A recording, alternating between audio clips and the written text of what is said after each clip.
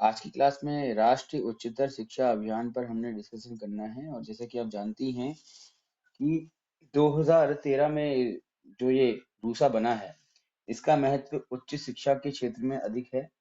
तो आपके किसी भी ऐसे एग्जाम में जो आप उच्च शिक्षा संबंधी दे रहे हैं, वहां पर ये बहुत महत्वपूर्ण हो जाता है। और क्योंकि साथ ही ये क्या है, आपका शिक्षा के क्षेत्र से जुड़ा हुआ है, तो आपकी किसी भी शिक्षण अभियोगिता वाले पेपर में, जहां पर भी आपका ये टीचिंग एप्टीट्यूड आता है, वहां पर आपसे पूछा जा सकता है। तो देखिए, वन बाय वन हम इनके जो कंटेंट है उसकी ओर चल रहे हैं। राष्ट्रीय उच्चतर शिक्षा अभियान, रूसा इसको कहा जाता है। सेंट्रली स्पॉन्सर्ड स्कीम, ये क्या है? एक प्रकार से केंद्र द्वारा प्रस्तावित एक स्कीम है, जो कि 2013 में लॉन्च की गई थी, जिसका उद्देश्य था स्टेट में हायर एजुकेशनल इंस्टीट्यूट्स को फंडिंग देने के लिए योजनाओं का निर्माण करना। ठीक है, aim at providing strategic funding to eligible state higher educational institutions. The central funding would be norm based and outcome dependent. और जो भी फंडिंग होगी जो केंद्र द्वारा दी जाएगी, वो किस पर आधारित होनी चाहिए? जो उन्होंने मानक तय किए गए हैं उस पर, और जो परफॉर्मेंस आ रही है किसी भी एजुकेशनल इंस्टीट्यूशन से, उस पर। रेशियो क्या रहेगा? देखिए, और ये बहुत इंपॉर्टेंट है, रेशियो वाला कंटेंट आप इसको ध्यान से देखिएगा। जो स्टेट जनरल कैटेगरी में आते हैं, सामान्य जो प्रदेश हैं, जैसे उत्तर प्रदेश है, महाराष्ट्र है, यहाँ पर 60:40 रहेगा। यानी कि 60% सेंटर द्वारा और 40% स्टेट द्वारा ही खर्च किया जाएगा। ऐसे स्टेट जो स्पेशल कैटेगरी में आते हैं, वहां पर 90 और 10 का औसत रहेगा। यानी कि 90% केंद्र सरकार द्वारा तथा 10% राज्य सरकार द्वारा, राज्य सरकार द्वारा वहन किया जाएगा। जैसे कि जम्मू कश्मीर है, असम है, उत्तराखंड है। विशेष कैटेगरी में आने वाले जो प्रदेश हैं, उनके लिए कुछ शर्तें होती हैं, जिसे आप नेट पे सर्च करके देख सकते हैं। ठीक है, और कल की क्लास में हम ये चर्चा करेंगे और आप इस पर आंसर देंगे। ठीक है, 100% केंद्र वहां खर्च करता है जहां पर यूनियन टेरिटरीज होती है, क्योंकि आपको बताइए केंद्र शासित प्रदेश है, केंद्र द्वारा शासन किया जा रहा है, कोई राज्य का शासन तो है नहीं वहां पर ना। तो केंद्र द्वारा ही सारा खर्चा वहन किया जाएगा। जैसे दिल्ली है, पौंडुचेरी है। 7 टेरिटरीज हमारी। प्रेजेंट में कितनी टेरिटरीज है, अपने आंसर देना है, दीजिए। पहले 7 हुआ करती थी, अब कितनी रह गई हैं, बताइए। Funding would flow from the central ministry through the state government union territories to the state higher education council before reaching the identified institutions। तो ऐसे जो ये फंडिंग है, ये किस प्रकार से फ्लो करेगी? जिस संस्थान को आप दे रहे हैं, जिसको आपने चयन किया है, जिसका ये फंड देने के लिए, वहां पर जाने से पहले ये सेंट्रल मिनिस्ट्री से होती हुई आपकी स्टेट हायर एजुकेशन काउंसिल के बाद देन जाकर के आपकी ये इंस्टीट्यूशन तक जाएगी। डायरेक्ट इंस्टीट्यूट को आप फंडिंग नहीं दे सकते हैं। The funding to states would be made on the basis of critical appraisal of state higher education plan।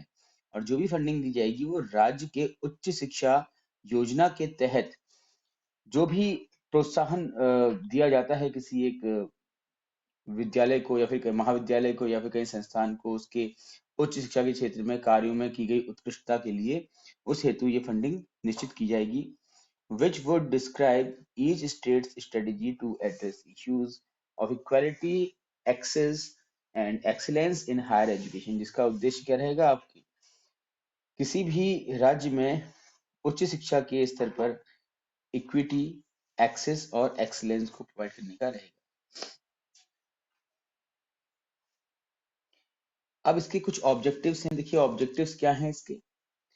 तो the salient objective of RUSA are, तो मुख्य जो उद्देश्य हैं: improve the overall quality of state institutions by ensuring conformity to prescribed norms and standards and adopt accreditation as a mandatory quality assurance framework।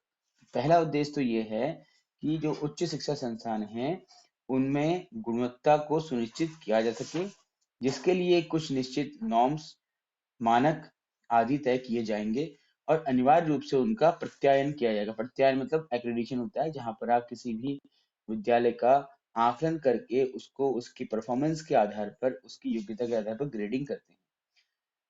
ठीक है। Assure transformative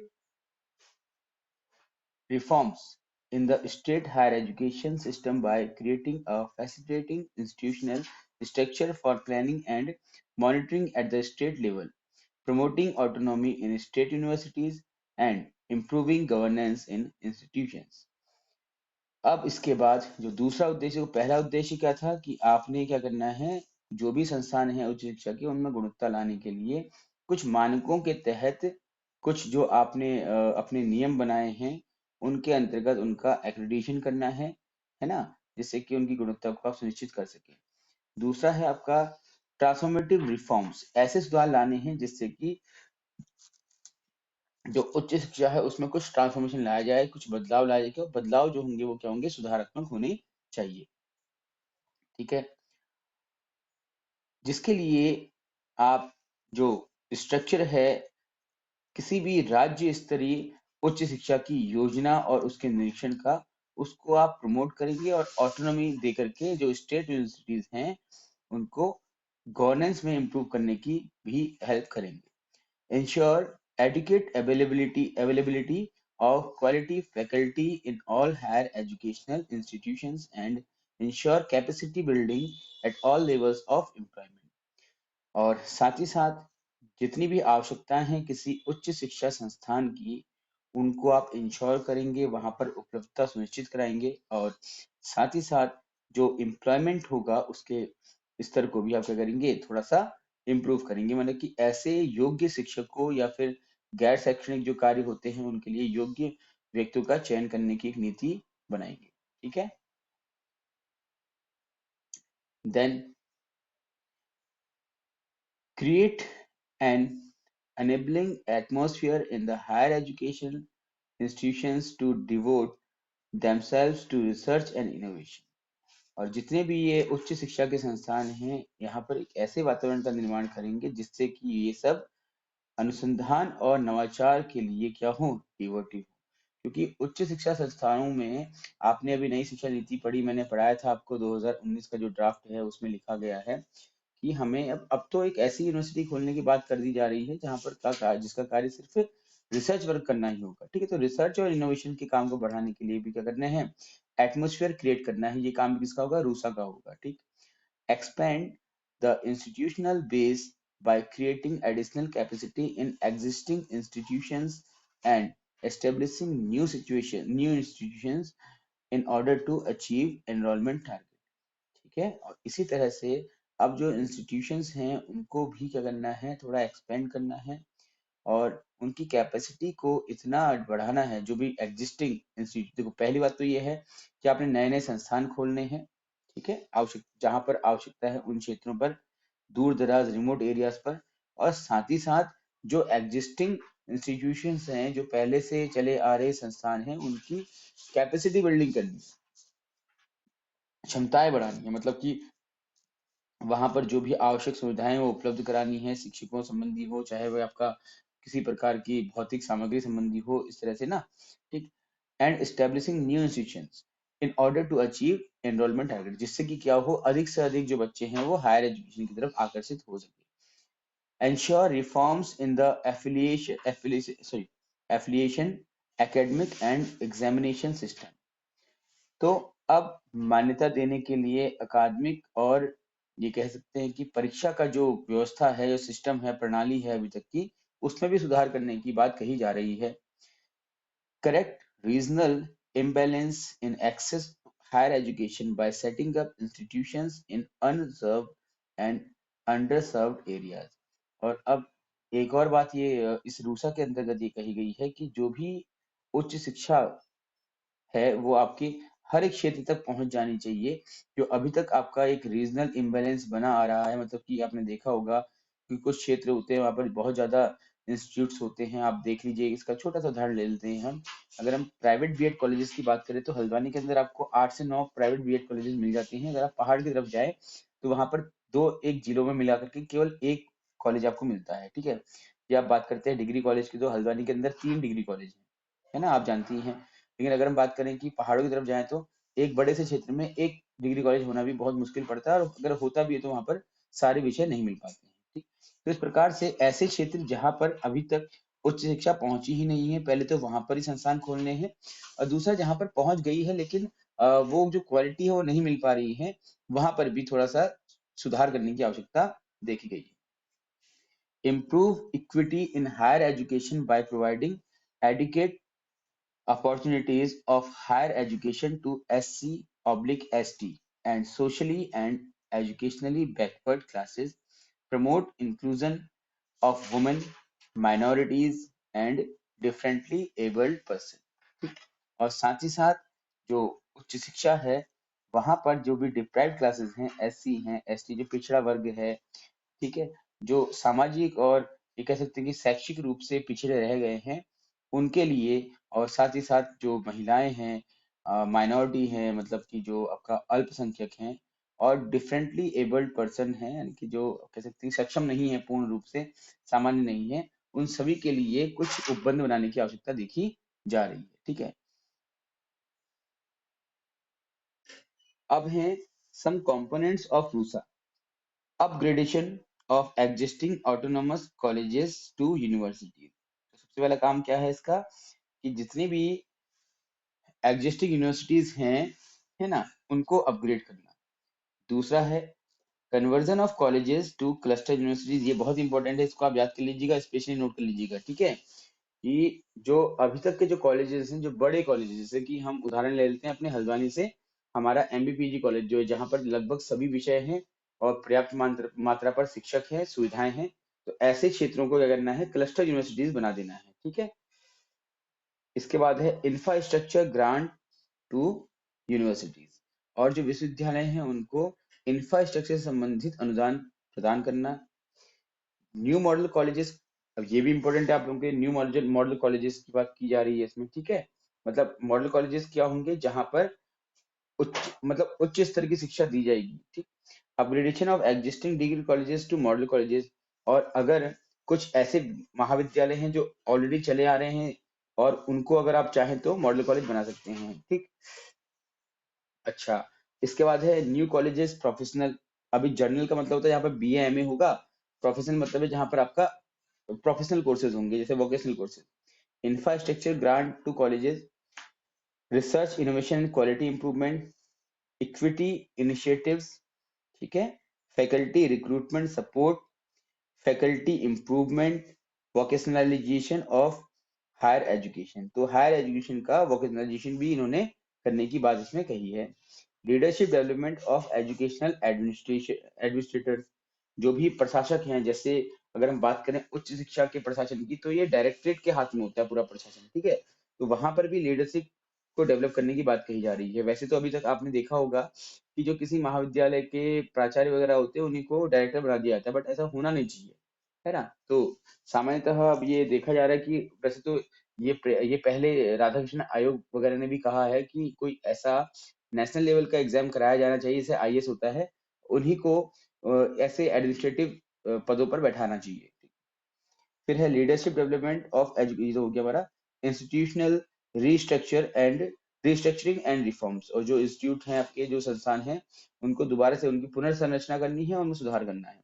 capacity building and preparation, data collection and planning. ठीक है, तो ये सब कुछ क्या है, इसके कंपोनेंट्स हैं।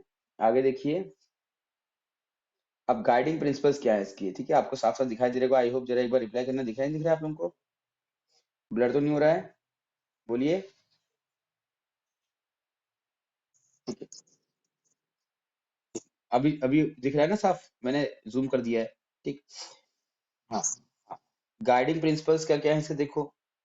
देखिए, गाइडिंग प्रिंसिपल में पहला है focus on quality and research. तो जो भी क्वालिटी है, अ, शिक्षण स्तर की कहें या किसी भी स्तर की कहें, और जो अनुसंधान है उस पर अधिक ध्यान देना है। मतलब कि पहला तो कि कॉलेज में जो भी कार्यक्रम चलाए जा रहे हैं वो गुणवत्तापरक हों, और साथ ही साथ रिसर्च पर ज्यादा फोकस किया जाए। ये दूसरा जो गाइडिंग प्रिंसिपल वो है norm based and outcome dependent funding. Funding उन्हीं को की जाए जो मालिकों को पूरा करते हों या फिर जिनके प्रदर्शन बेहतर हों। Incentive, sorry, incentivising and D incentivising. ठीक है, सॉरी फॉर डिस्टर्बेंस। ठीक, तो अब जो कॉलेज अच्छा काम करते हैं तो उनको इंसेंटिव्स भी देने की प्रक्रिया रखनी चाहिए, और जो कॉलेज अच्छा काम नहीं कर रहे हैं तो उनको उनके इंसेंटिव्स को कम कर रहे हैं। मतलब कि अगर आप किसी कॉलेज को अनुदान दे रहे हैं किसी कार्य विशेष के लिए, और वहां पर आप ये पा रहे हैं कि वहां पर वो कार्य नहीं हो रहा है, तो आपको नेगेटिव रेनफोर्समेंट देते हुए उस कॉलेज की फंडिंग को कम कर देना चाहिए। और कुछ ऐसे कॉलेजेस हैं जो बेहतर काम कर रहे हैं तो उनके फंड्स को बढ़ा देना चाहिए। ठीक है, वही है मतलब रेनफोर्समेंट वाली बात, कि जो अच्छा काम करेगा उसको मिलेगा, जो नहीं करेगा तो उसको नहीं मिलेगा। ठीक है। अ पॉलिटिकल डिसीजन मेकिंग, ठीक है, जो भी आपका निर्णय लेने की क्षमता हो वो राजनीति के परे हो, मतलब राजनीतिक करण नहीं होना चाहिए। ऑटोनॉमी होनी चाहिए, स्वायत्तता होनी चाहिए, डिस्क्लोजर बेस्ड गवर्नेंस होनी चाहिए। ठीक है, इक्विटी बेस्ड डेवलपमेंट होना चाहिए। तो ये कुछ बातें थी जो गाइडिंग प्रिंसिपल के अंदर इसकी आती हैं। ठीक, इसके बाद देखिए फिर ये, हाँ, autonomy is an indispensable condition for quality and accountability। Autonomy होने से क्या होता है, आप लोगों को तो मैं इससे पहले कई बार पढ़ा चुका हूँ, ऑटोनॉमी का मतलब बताया भी होगा, कि अगर आपके पास कोई भी काम करने का अधिकार है, स्वायत्तता है, तो आप निश्चिंत होकर के उस काम को करते हैं। आपके अंदर किसी प्रकार का कोई डाउट, कोई भय नहीं रहता है ना, और आप जिम्मेदारी से निभाते हैं उस काम को। क्लियर हो क्या? उदाहरण लेते हैं, अगर आप जब तक बच्चे होते हैं, आपके ऑटोनॉमी नहीं होती, तो आपके अंदर सेंस ऑफ रिस्पॉन्सिबिलिटी नहीं रहता, तो आपकी परफॉर्मेंस में उतना ज्यादा बेहतर असर नहीं होता। लेकिन जब आप खुद के पैसों से तैयारी कर रहे होते हैं, कोचिंग कर रहे होते हैं, तो उसमें आप ज्यादा मेहनत करते हैं। ठीक, the institution will have, sorry, RUSA envisages greater autonomy for institutions in terms of decision making. The institution will have full liberty to plan specific interventions depending on their special needs and requirements। ठीक है, तो अब ये जो autonomy की बात ये कर रहे हैं, कह रहे हैं कि भाई जो इंस्टीट्यूशंस हैं उनको पूरी लिबर्टी दी जानी चाहिए कि वो अपने प्लान्स को पर्टिकुलरली जैसे चाहे वैसे इंटरवीन कर सके। ठीक, सम की कंसर्न इन इन्फॉर्मेंस of university autonomy are as follows। कुछ जो मुख्य मुद्दे हैं, कुछ बातें हैं जो आपने ध्यान रखनी है, वो ये हैं। Revisiting the act, there is a need of revisit the acts of various state universities to see if there are some clauses detrimental to their autonomy। अगर किसी, देखो हर राज्य की अपनी नीतियां होती हैं, तो राज्यों को अपनी नीतियों पर दोबारा से विचार करने की आवश्यकता है, ऐसा ये कह रहे हैं, कि जिससे कि जो क्लॉजेज हैं ऑटोनॉमी देने के, उसमें कुछ परिवर्तन अगर आवश्यक है तो किए जा सके। ठीक है, streamlining and recruitment process, universities must have the autonomy to recruit the most competent faculty as per let down procedure and purely on their basis of merit। Right, अब यूनिवर्सिटीज को इस बात की भी स्वतंत्रता होनी चाहिए, स्वायत्तता होनी चाहिए, कि वो अपने अनुसार एक अच्छे फैकल्टी का चयन कर सके। ठीक है, और उसके लिए अपना जो प्रोसीजर है उसको फॉलो कर सके। But now, membership of governing bodies, a university is administered by its senior functionaries under the guidance of its statutory body, such as the executive committee, syndicate, senate, etc. The persons to be nominated to these bodies must have specialized knowledge in their relevant disciplines and should not have conflict to interest in so far as decision making in the university is concerned। These bodies should predominantly consist of members from academic background। अब ये कह रहे हैं कि भाई आपको कुछ ऐसी गवर्निंग बॉडीज को भी यहाँ पर स्टेब्लिश करने की जरूरत है, जैसे कि आपका एग्जीक्यूटिव कमेटी होती है, सिंडिकेट होते हैं, सेनेट होती हैं, और वहां पर जो भी आप नियुक्त करेंगे व्यक्ति, वो किसी विशेष क्षेत्र के क्या होने चाहिए, विशेषज्ञ होने चाहिए। ठीक है, institutional leadership, it is the duty of the vice chancellor of safeguard the autonomy of the university। तो विश्वविद्यालय की स्वायत्तता को बनाए रखने की जिम्मेदारी किसकी होगी? कुलपति की रहेगी। The increasing trend of appointing civil servants as heads of educational institutions needs to be reviewed। Special RUSA orientation programs and conferences on the management of universities should be organized to enable the vice chancellors, directors, pro vice chancellors, deans, and heads of departments to own their management skills. अब बात करते हैं हम इसके institutional hierarchies की, ठीक है ना। इंस्टीट्यूशनल हायरार्की क्या है, देखो सबसे पहले आप जानती हैं, अगर इसकी बात भी करते हैं तो सबसे पहले केंद्रीय स्तर की जो बॉडीज है उनको महत्व दिया गया, जैसे नेशनल मिशन अथॉरिटी है, NMA पढ़ेंगे आप आगे। प्रोजेक्ट अप्रूवल बोर्ड है, PAB। नेशनल प्रोजेक्ट डायरेक्टर है, NPD। टेक्निकल सपोर्ट ग्रुप है, TSG। ठीक है, आपको दिखाई दे रहा है प्रॉपर, ज्यादा ब्लर तो नहीं हो रहा ना, ज्यादा ब्लर तो नहीं हो रहा, देखिएगा आप please.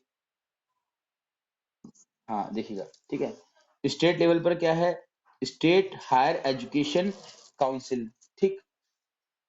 State project directorate, technical support group, ठीक है। एंड देन इंस्टीट्यूशन लेवल पर क्या है, board of governors and project monitoring unit. तो ये आप याद कर लीजिएगा किस लेवल पर कौन सी अथॉरिटी होगी, ठीक।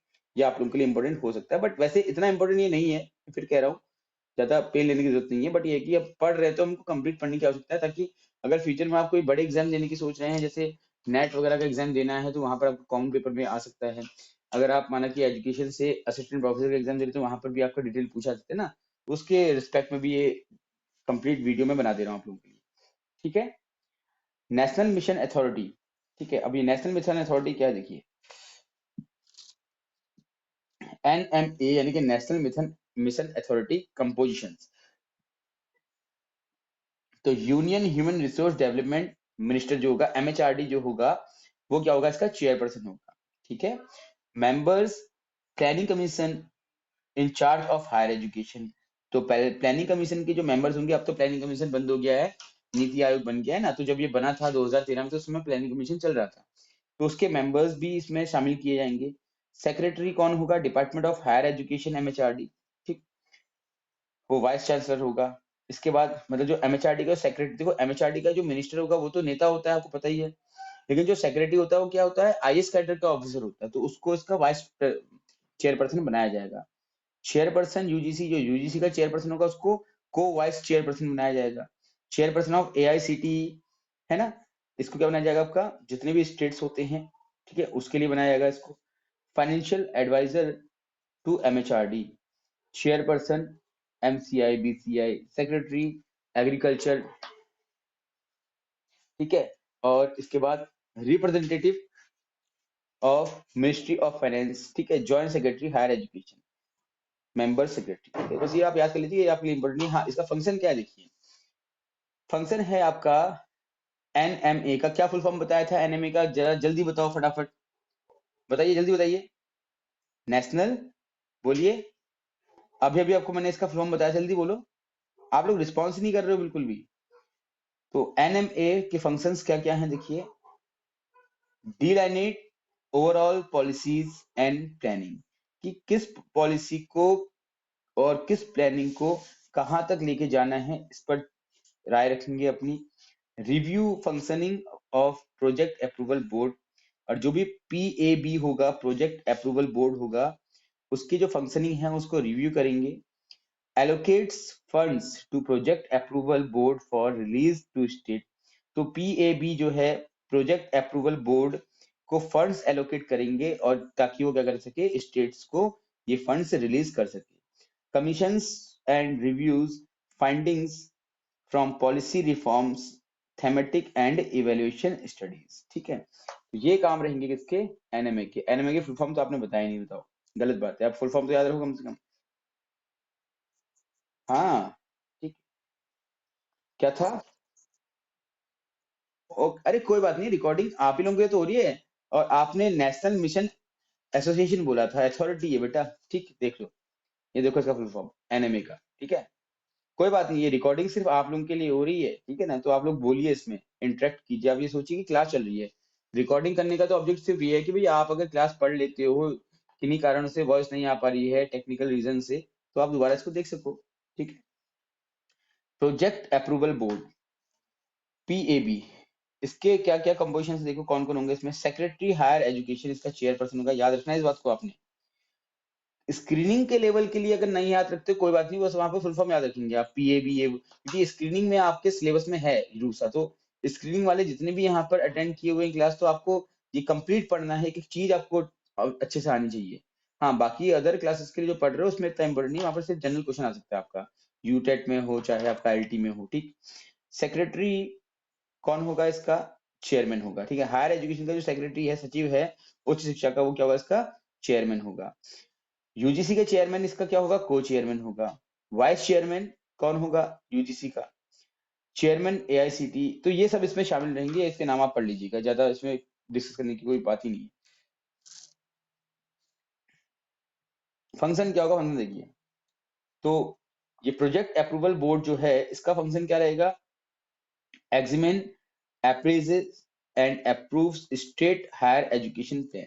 तो राज्य के जितने भी आपके उच्च शिक्षा संबंधी जो योजनाएं हैं उनको अप्रूव करना, उनको अप्रेज करना और उनको एग्जामिन करना, इसका फंक्शन रहेगा, काम रहेगा। Assesses performance of states and institutions, ठीक। जो भी राज्य के संस्थान हैं उनकी परफॉर्मेंस को आकलन करना भी इसका काम होगा। अप्रूव रिलीज ऑफ फंड, जो भी फंडिंग आपको बताया था ना, एनएमए जो फंडिंग देगा उसको रिलीज करने का काम किसका होगा? पीएबी का होगा। तो ये एसेस करेगा कि कौन से कॉलेज की, कौन से इंस्टीट्यूशन की परफॉर्मेंस कैसी है और किसको कितना फंड दिया जाना चाहिए, सारा काम इसके हाथ में है।